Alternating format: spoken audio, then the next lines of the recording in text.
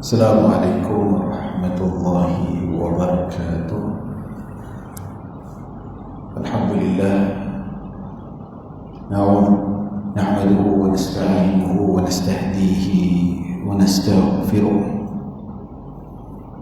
wa na'udzu billahi min shururi anfusina wa min sayyiati a'malina. Man yahdihillahu fala mudilla lahu ومن يضلل فلا هادي له.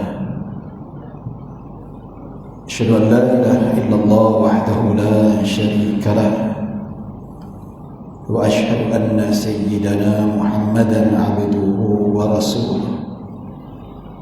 اللهم صل وسلم وزد وبارك على سيدنا محمد عبدك ورسولك النبي الأمي وعلى آله وصحبه أجمعين. سبحانك لا علم لنا إلا ما علمتنا إنك أنت العليم الحكيم. رب اشرح لي صدري ويسر لي أمري واحلل عقدة من لساني يفقهوا قولي. أما بعد، Alhamdulillah, alhamdulillah, bersyukur pada Allah Subhanahu wa taala atas segala nikmat dan limpahan kurnia daripada Allah. Dengan izinnya kita dapat bertemu dan berkumpul pada hari yang berbahagia ini, Sayyidul Ayyam, penghulu bagi sekalian hari, iaitu hari Jumaat, hari Adam diciptakan. Dan pada hari Jumaat, Nabi SAW sebut hari berlakunya hari kiamat. Berbagai kemudian yang Allah berikan pada hari Jumaat ini, tuan-tuan, untuk kita sama-sama keluar dan tumpukan kepada ibadah, untuk kita dapatkan manfaat yang begitu banyak, dan manfaat akan bagi kepada kita. Dalam satu hadis yang diriwayatkan oleh Imam Muslim rahimahullah ta'ala, bila tiba hari Jumaat, seluruh makhluk kecuali manusia akan rasa gentar dan takut. Binatang-binatang serta pohonan-pohonan berendam, serangga, burung-burung, apabila tiba hari Jumaat, hadis menyebutkan mereka rasa gentar dan takut. Apa sebabnya, tuan-tuan? Imam Nawawi sebut, sebab hari Jumaat mereka takut, mereka khawatir hari itu adalah hari kiamat, maka mereka rasa takut. Dalam hadis ini Imam Nawawi sebut hari Jumaat adalah hari kita patut rasa takut. Seluruh makhluk rasa takut kecuali manusia. Manusia di Jumaat happy pun lagi, pasal apa besok cuti. Kalau yang masuk jabat tu lepas solat Jumaat tu nak buat kerja dah tak ada mood dah. Dia start buat benda-benda lain. Sedangkan amanah nak cerita Jumaat, manusia gembira, tapi binatang, pokok-pokok, serangga, mereka takut. Mereka takut setiap kali tiba hari Jumaat. Pasal apa? Dalam hadis menunjukkan hari Jumaat berlakunya kiamat, hancur seluruh alam semesta, bukan dunia ni, alam semesta hancur. Jadi para ulama kata, antaranya Imam Nawawi rahimahullah ta'ala disebut, ini petanda hari Jumaat manusia perlu ada rasa takut. Bukan takut sekadar takut kita berada di bawah selimut menggigil, tidak. Kalau takut duduk bawah selimut tutup kepala, itu takut hantu namanya. Maksudnya kita buat macam tu nak legakan rasa ketakutan itu. Tapi dimaksudkan macam mana kita nak melegakan ketakutan pada hari Jumaat. Maka Imam Nawawi kata dengan memperbanyakkan ibadah. Takutkan hari akhirat, sebab hari akhirat sebagai hari perpisah antara alam dunia dan alam akhirat. Bila seseorang masuk ke alam akhirat, terputus segala amal soleh, tidak ada masa untuk bertaubat, tidak ada masa lagi untuk menambahkan ketakwaan, ibadah, pahala. There is no chances anymore bila kiamat berlaku. Maka atas dasar ketakutan, kerisauan ini, maka sebab itulah Nabi SAW menggalakkan kita beribadah pada hari Jumaat. Start malam Jumaat, waktu maghrib hari Khamis. Dalam Islam, waktu maghrib permulaan setiap hari. Semalam hari Khamis, azan, Allahu Akbar, Allahu Akbar, azan maghrib, masuknya hari Jumaat. Start malam tu lah sampai maghrib hari ini, iaitu waktu kita digalakkan berdoa, berzikir, beribadah. Ya, dan disebut juga dalam hadis doa yang paling mustajab pada hari Jumaat. Dan disebut oleh para ulama berdasarkan nas yang itu banyak pada hari Jumaat bergandanya amal soleh, iaitu ganjaran-ganjarannya. Sebab itulah guru-guru ulama-ulama dahulu tuan-tuan dikumpulkan masyarakat dekat surau. Malam Jumaat baca Yasin, malam Jumaat baca tahlil. Pasal apa? Banyak beribadah. Sebab tu pilih surah Yasin. Kenapa tak pilih surah Al-Kahfi? Boleh, ada hadis. Cuba pilih surah Al-Kahfi. Pakat di rumah macamnya, tengok Netflix kan. Siapa larat nak baca Isyak sampai ke maghrib sebagai Isyak. Ya, kita tak cerita isu bid'ah. Orang kata bid'ah itu cerita lama, benda tak perlu diperbesarkan. Jadi nak baca surah Al-Kahfi, baca, tak ada masalah. Atau baca tak semesti surah Yasin. Tapi ulama-ulama dulu dia pilih surah Yasin. Pasal apa? Sebab mudah, tak panjang sangat, tak pendek sangat, dan dia ada fadilat-fadilat tertentu. Iaitu Yasin ini Nabi kata qalbul Quran, iaitu jantung kepada Al-Quran. Sesiapa membaca surah Yasin itu seolah-olah dia mendapat pahala 3 kali ganda membaca Al-Quran. Ini hadis riwayat Imam Ahmad. Jadi malam Jumaat tu dah start kita digalakkan untuk banyak beribadah. Maka ulama-ulama dikumpulkan masyarakat kita duduk baca Yasin malam Jumaat, daripada duduk rumah tak ada buat apa-apa, baik beribadah. Jadi itulah tuan-tuan dan puan-puan dirahmati Allah Subhanahu wa taala. Jadi manusia apabila dia menghargai sesuatu ketaatan, dia akan gunakan sebaik mungkin. Dia tahu hari Jumaat adalah hari kita digalakkan beribadah, maka dia akan bersungguh-sungguh beribadah. Ini bagi mereka yang cuba mensucikan hal-hal fujuraha wa taqwaha. Qad aflaha man zakkaha wa qad khaba man dassaha. Surah Asy-Syams bermula daripada ayat ke-8. Wa nafsin wa ma sawwaha. Demi hawa nafsu yang telah Allah sempurnakan. Allah bersumpah dengan makhluk ciptaannya, iaitu hawa nafsu. Dalam Al-Quran banyak sekali ayat-ayat yang menunjukkan bahawa Allah bersumpah dengan makhluk-makhluknya. Wasyamsi wa duhaha, demi matahari dan waktu duha. Wal laili idza yaghsha, demi malam yang kegelapan menutupi waktu siang. Wat-tini waz-zaitun, demi buah tin dan buah zaitun, dan banyak lagi. Allah bersumpah dengan makhluk. Ulama tafsir menyebutkan kenapa Allah bersumpah dengan makhluknya. Itu satu tanda kebesaran Allah, kehebatan makhluk ciptaan Allah. Maka Allah bersumpah dengan makhluk-makhluk itu. Allah saja yang boleh bersumpah dengan makhluk-makhluknya, nak menunjukkan di hadapan kita itulah makhluk yang hebat yang Allah ciptakan. Manakala kita manusia tidak boleh bersumpah selain dengan nama Allah. Dalam kitab fiqah ada sebut bab al-iman wa nuzur, bab sumpah dan nazar.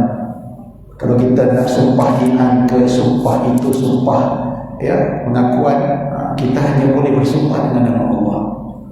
Baik, berbalik kepada firman Allah, wa nafsin wa ma sawwaha, demi nafsu yang Allah sempurnakan.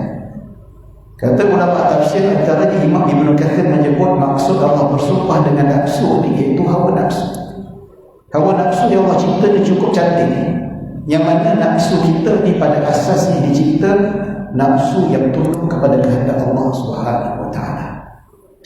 Asalnya nafsu kita ni bersih, tapi bila kita hidup dekat dunia, diuji dengan keindahan dan fitnah dunia, nafsu kita yang bersih, yang menuruti fitrah Islam itu sendiri, maka kita rosakkan nafsu kita sendiri. Maka asal kejadian nafsu itu adalah bersih dan suci, mengikuti dan tunduk terhadap fitrah Islam itu sendiri. Tetapi nafsu yang suci ini Allah akan uji kita. Allah akan tengok kita, kemana kita bawa hawa nafsu kita. duduk diam. Allah nak bagi syurga, Allah akan uji keimanan kita. Sebab itu Allah mengatakan fa'alhamaha fujuraha wa taqwaha. Maka Allah mengilhamkan untuk sama ada kita nak buat jahat ataupun buat baik. Maksudnya dalam kehidupan kita, di hadapan mata kita ada banyak jalan-jalan, kita sendiri yang pilih, kita sendiri yang tentukan nafsu kita mana, jalan baik ataupun jalan buruk. Ulama sebut macam mana Allah mengilhamkan perbuatan jahat dan perbuatan buruk. Ada satu hadis Nabi SAW sebut, hadis yang diriwayatkan oleh Imam Ibn Hibban, tidak, riwayat Tirmizi daripada Abdullah bin Mas'ud radhiyallahu anhu. Nabi bersabda, "Ma min ahadin illa wukila bihi qarinuhu minal jinn wa qarinuhu minal malaikah." Nabi bersabda, tidak ada seorang pun dalam kalangan manusia melainkan dihanfa qarin, peneman, dalam kalangan jin, iaitu jin kafir ataupun makna lain syaitan, wa qarinuhu minal malaikah. Nabi kata setiap seorang di antara kita, saya, tuan-tuan, ada yang disebut sebagai qarin, peneman. Allah takdirkan setiap kali kita dilahirkan sampai kita meninggal, kita ada dua qarin. Siapa qarin yang pertama? Qarinuhu minal jin, iaitu qarin dalam kalangan jin. Kita lahir saja, iblis akan hantar tentera dia seorang, okey, aku tugaskan kau pergi duduk dengan dia, kau berdamping dengan dia, kerja kau daripada dia kecil sampai dia mati, kau bisik dekat telinga dia supaya buat maksiat. Tapi Allah Maha Pengasih dan Allah Maha Penyayang. Allah tetap hantar dia qarin yang satu lagi. Qarin ni peneman dalam kalangan malaikat. Kita pun ada qarin malaikat yang Allah tugaskan untuk menemani kita, counter balik. So jin setan ni kerja dia bisik kita, jangan pergi solat Jumaat, tidur lagi bagus, masuk pejabat nanti lepas Jumaat ni waktu dah nak balik lah, saya buat kerja lah, tengok Netflix dia, macam tu lah, duk bisik. Yang qarin malaikat ni pula, dia pun bisik, jangan buat baik, tinggalkan maksiat. Dulu masa saya belajar hadis ni, tuan-tuan teringat cerita Tom and Jerry. Dan Tom and Jerry itu, Tom kucing tu nak pedajal Jerry tu, dia pun salah, nak bunuh ke tak bunuh. Tiba-tiba tumpuk keluarlah jemaah malaikat, ia ada ring ke atas kan. Sebelah sini pula jemaah setan berekor, ada garpu 3 kan. Betul macam tu lah ya, sebab konsep malaikat mengajak kepada kebaikan, syaitan mengajak kepada keburukan. Kalau kita tengok dalam cerita animasi kartun Tom and Jerry, Mickey Mouse, betul lah tu. Sebab itu memang asalnya memang cerita daripada ahli kitab tu, agama ahli kitab. Memang kita ni ada bersama dengan ahli kitab, walaupun dah banyak orang, konsep tu sama, cuma dalam bentuk visual tak betul lah. Ada ring ke atas ke, tak betul lah ya.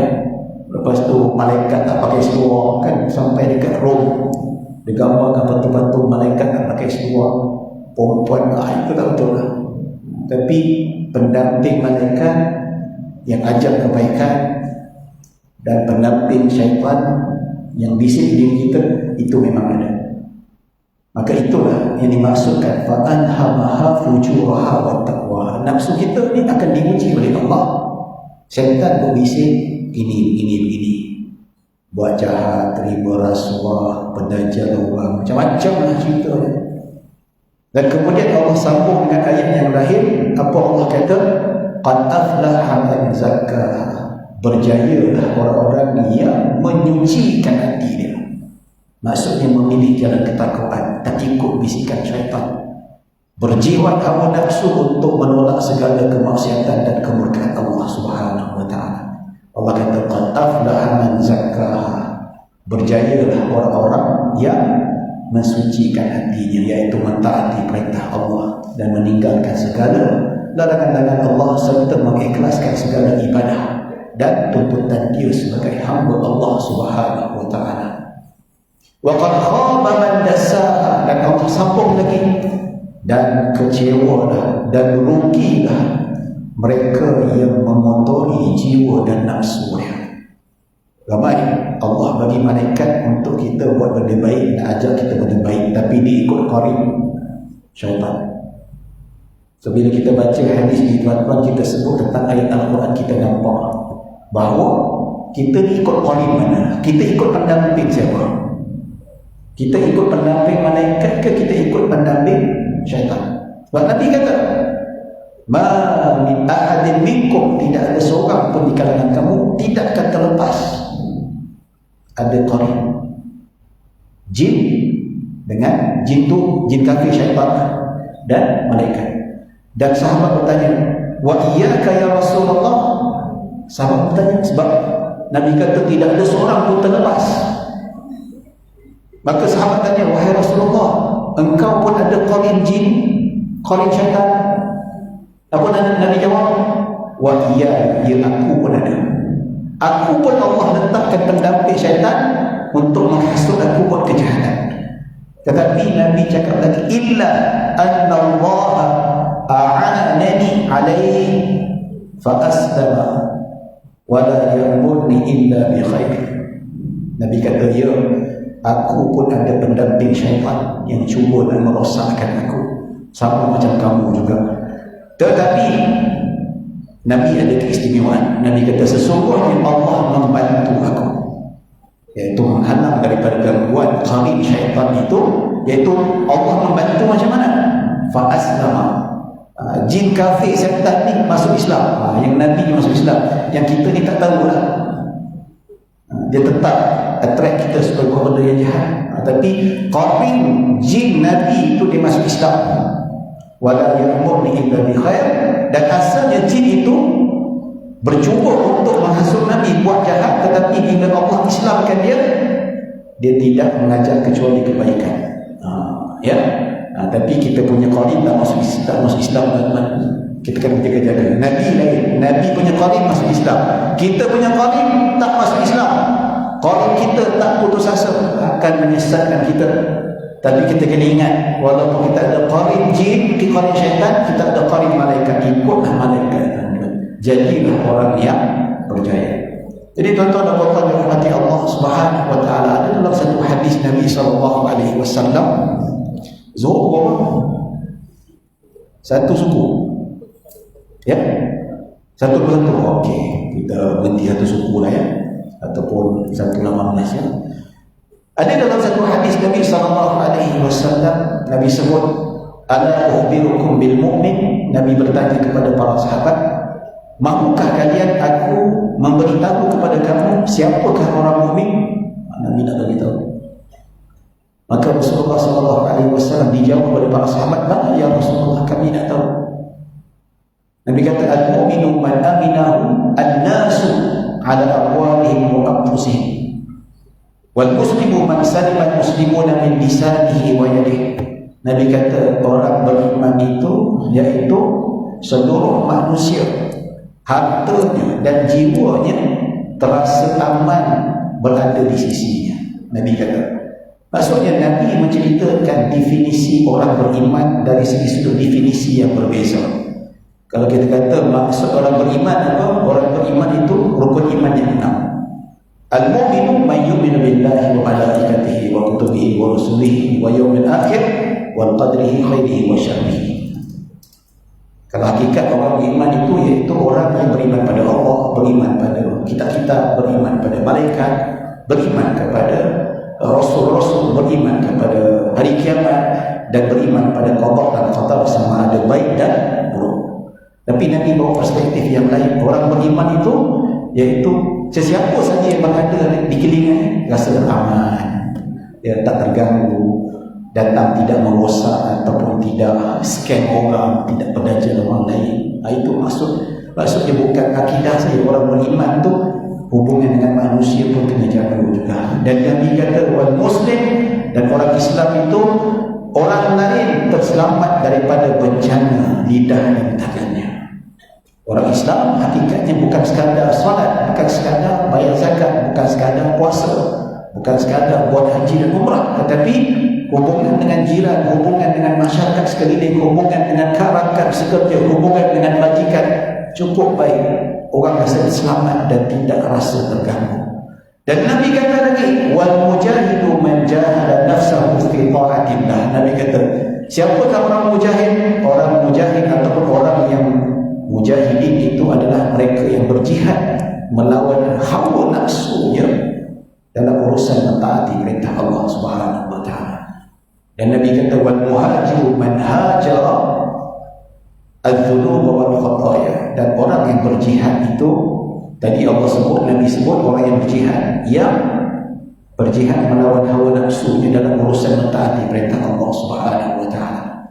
Manakala orang yang muhajir, yang berhijrah ke jalan Allah, bukan sekadar berhijrah daripada Mekah ke Madinah, bukan itu saja, malah lebih daripada itu, iaitu mereka berhijrah yang meninggalkan kesalahan dan dosa-dosa. Jadi inilah tuan-tuan dan puan-puan dirahmati Allah Subhanahu wa taala, dalam arti kata mereka yang berjihad melawan hawa nafsu. Yang mana melawan hawa nafsu, menolak segala ilham yang mengajak kepada kemaksiatan dan keburukan, tetapi berusaha mengejar kepada ketaatan. Iaitu disebut oleh Nabi SAW jihad daripada segi perspektif yang berbeza. Bukan jihad fisabilillah sahaja, itu satu, ya, menentang musuh Allah, lawan yang menentang agama Allah, lawan mereka yang membunuh saudara-saudara kita, itu jihad secara zahir. Tapi hakikat ada makna jihad yang lain, jihadun nafs, iaitu jihad melawan hawa nafsu supaya kita tidak terikut hasutan qarin syaitan kita ini. Jadi bila kita nak berjihad melawan hawa nafsu ini, maka dia ada cabaran. Apakah cabarannya, tuan-tuan? Saya suka petik kalam seorang imam salaf, namanya Yahya bin Mu'az Ar-Razi, seorang ulama terkenal pada zaman salaf. Dia berkata, a'da'ul insani thalathatu. Dia kata musuh manusia ada tiga. Tiga ni yang menghancurkan manusia yang hidup dekat dunia ni. Apakah tiga musuh itu? Dia kata dunia, iaitu dunia ni. Kedua, syaitan iaitu qarinnya. Dan ketiga, apa? Nafsu, hawa nafsu. Ini tiga yang merosakkan manusia, tuan-tuan. Tak ada tak lain yang menjauhkan kita daripada agama Allah Subhanahu wa taala. Baik, yang pertama dia kata fahtaris minad dunya bizuhdi fiha. Berjaga-jagalah dengan dunia ini dengan bersikap zuhud tentang urusan dunia. Zuhud satu tajuk yang cukup panjang. Kalau nak cerita panjang, kita tak sempat nak cerita pada hari ini. Kalau kita cerita pasal zuhud, salat asar pun habis nanti, tuan-tuan. Tak sempat salat Jumaat. So zuhud ni, tuan-tuan, kita tidak meletakkan dunia dekat hati kita semata-mata. Zuhud ini kita menjadikan dunia ini sebagai jembatan untuk ke akhirat. Kalau orang yang tak zuhud, dia menjadikan dunia ini adalah dia punya target melebihi daripada Allah dan Rasulnya. Kalau orang yang menjadikan dunia ini sebagai amanah Allah, sebagai batu loncatan untuk sampai ke syurga Allah, maka dia tidak menjadikan dunia ini sebagai satu Tuhan yang dia sembah, tapi Allah Subhanahu wa taala sembah. Maka Imam Yahya bin Mu'az mengatakan, hati-hati dengan dunia ini. Jangan terlalu mengejar dunia. Orang terlalu mengejar dunia ini sampai dia lupa Allah. Sebab terlalu mengenal dunia, tidak ada zuhud pada dunia, itulah sampai berlakunya ketirisan, rasuah, tidak amanah dalam tugas, macam-macam lagi salah laku, tidak berintegriti dalam urusan. Sebab apa? Tidak ada zuhud dekat dunia. Kita terlalu kejarkan dunia, kita terlalu percayakan dunia berbanding dengan kuasa Allah Subhanahu wa taala. Yang disebutkan oleh Imam Abu Sulaiman Al-Khawlani, disebut az-zahadatu an takuna ma fi yadillahi awfaqa mimma fi yadin nas. Dia kata sesungguhnya zuhud itu adalah menjadikan kuasa Allah lebih diyakini, lebih dipercayai daripada apa yang ada di tangan manusia. Kita percayakan harta dunia sampai kita tinggalkan Allah. Itu yang sanggup tu, sanggup nak dapat harta dunia, takut miskin, sanggup langgar integriti, sanggup tinggal rasa, sanggup buat rasuah, sanggup curi duit orang, sanggup scam. Itu dia. Kalau orang yang betul-betul zuhud dekat dunia ni, harta ni apa lah sangat, ya. Orang bagi rasuah 1 juta, dikasih dulu saya. Borang you sampai kat menteri saya bagi awak 100,000. Kalau orang tak ada zuhud, janjilah aku nak kaya, bila lagi nak perasa pakai kereta ni, bila lagi gini, okey, tak fikir panjang, kena tangkap, habis. Tapi kalau orang ada zuhud, ini tak bagus, tak ada integriti, tidak ada amanah, ya.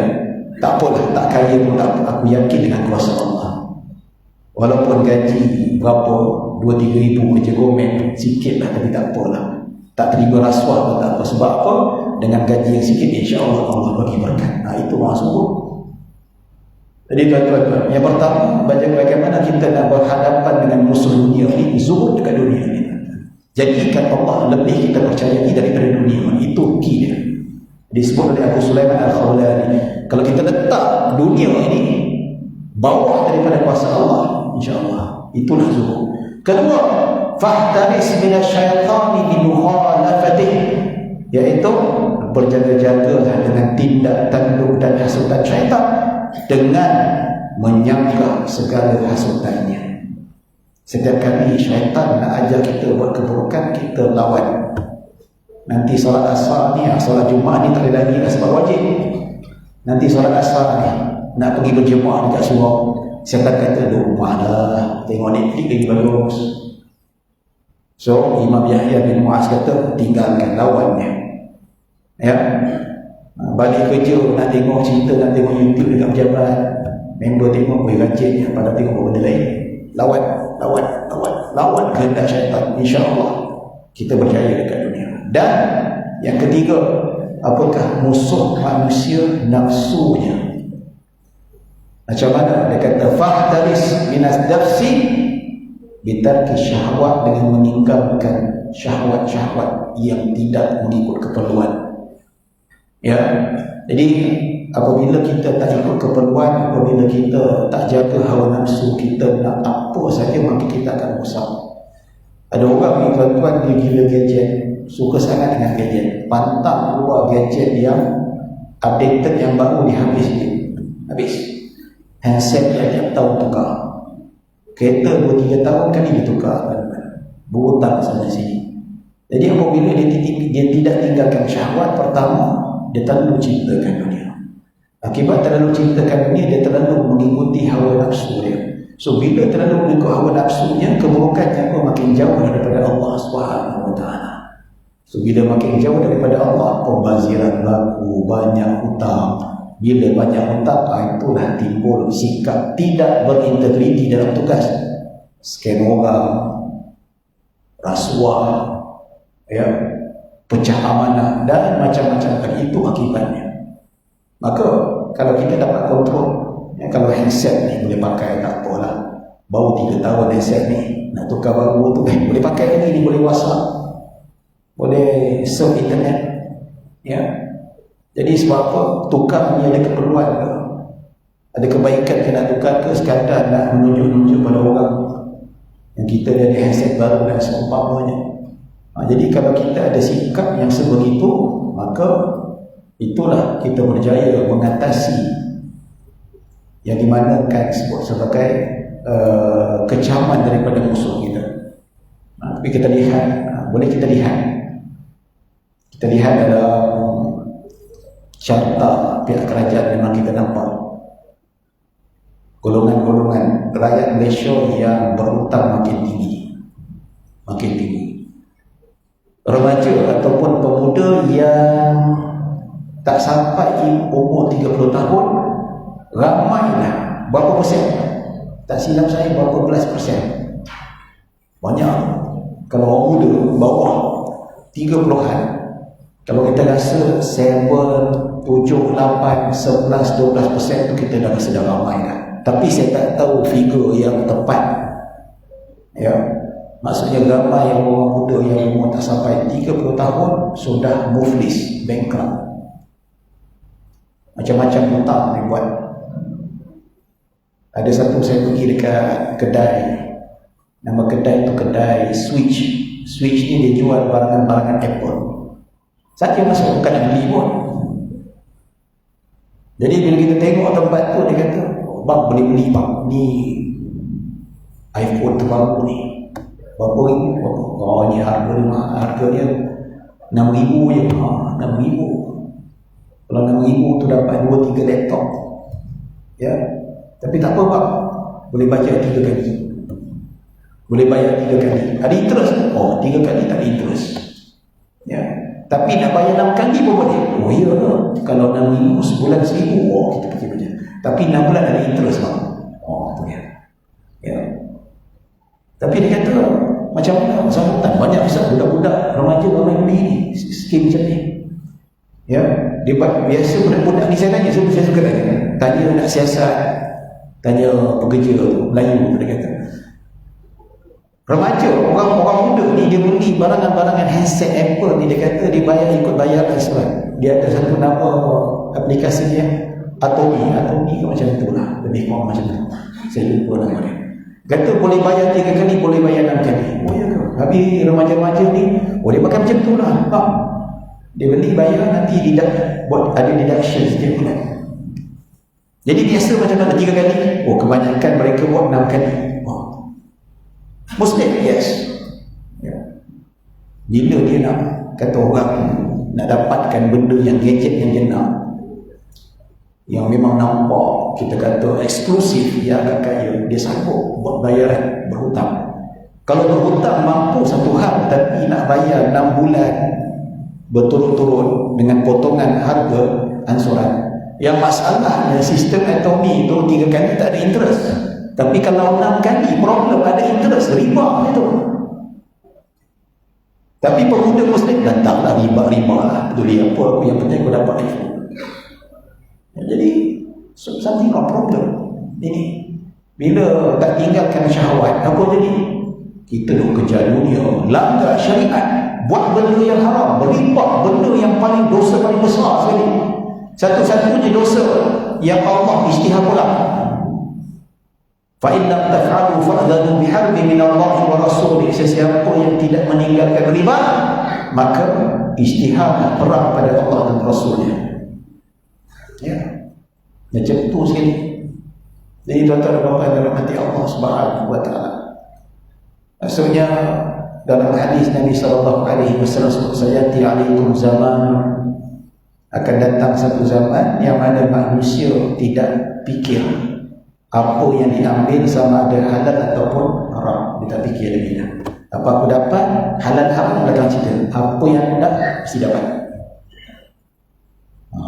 Jadi inilah yang disebutkan dalam hadis Nabi, sampai zaman manusia tak fikir sama ada halal ataupun haram. Tak payah jauh lah tuan-tuan pergi dekat caruman KWSB yang kerja swasta ke apa, berapa ratus Muslim yang dah tukar kepada akaun patuh syariah. Berapa ratus. Last saya tengok tuan-tuan yang ada komitmen nak tukar daripada akaun tidak patuh syariah yang konvensional kepada laporan patuh syariah. Dulu tak ada. Dulu we have no choice. Dulu lah saya kerja swasta caruman, dia tak ada akaun yang laporan saham yang patuh syariah, tak ada, ada satu.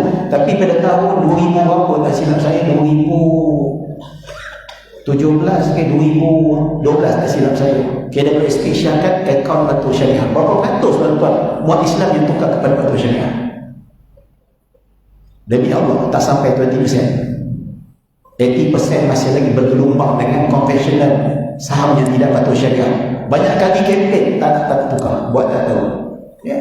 Sampai satu zaman orang tak fikir halal haram. Nanti pencet ambil KWSP. Ya, betul. Senang cakap, kenapa kerajaan tak buat default, tiba-tiba nak tukar? Tak boleh tuan-tuan, dia melibatkan undang-undang. Dia tak boleh, nak simply easy saja, siapa masuk, tiba-tiba masuk syariah. Tak. Kalau KWSP default, Muslim saja tukar, dia boleh selamat KWSP. Sebab itu bukan mudah, kita kena pandai undang-undang juga sebelum kita nak kritik. Ya, tak sampai 20%. Yang saya baca lah tahun lepas 2023. Yang sekarang ni wallahualam mungkin naik sikit lah, naik sikit. Ya, itulah tuan-tuan dan puan-puan yang dirahmati Allah Subhanahu wa taala. Saya rasa setakat itu saja yang dapat saya sampaikan. Mudah-mudahan kita mendapat manfaat dan rahmah daripada Allah Subhanahu wa taala. Jadi setakat itu saja, mohon maaf yang baik hanya daripada Allah Subhanahu wa taala, kekurangan kesilapan daripada diri saya sendiri. Aku qauli hadza wa astaghfirullahaladzim li wa lakum wa li sa'iril muslimin wal muslimat wal mu'minin wal mu'minat. Assalamualaikum warahmatullahi wabarakatuh.